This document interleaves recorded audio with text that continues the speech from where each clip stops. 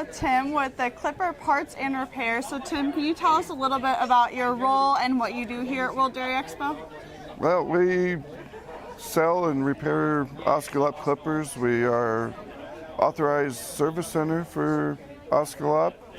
I was to Germany earlier in May for some training, and we've been in business going on 30 years now. So.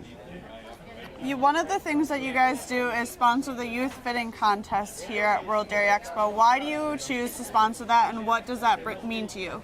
Well, I believe the youth is the future of our future customers, and I think getting them started at a young age and they become lifelong customers.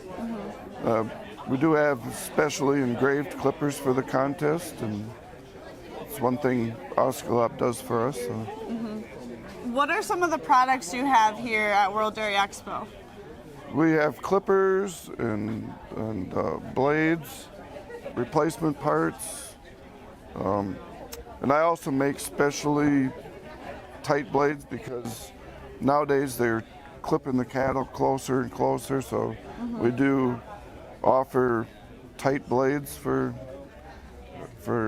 the show animals. So, what are some of the most common fitter emergencies you have to deal with here at World Dairy Expo? Mainly it's just a few spare parts or some last-minute blades. Most of the fitters at Expo are prepared, well prepared.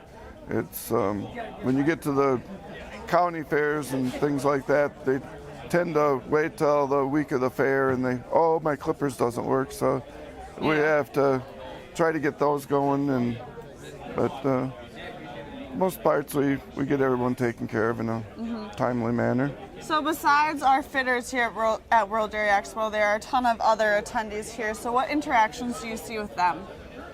It's nice to see all the people from different countries and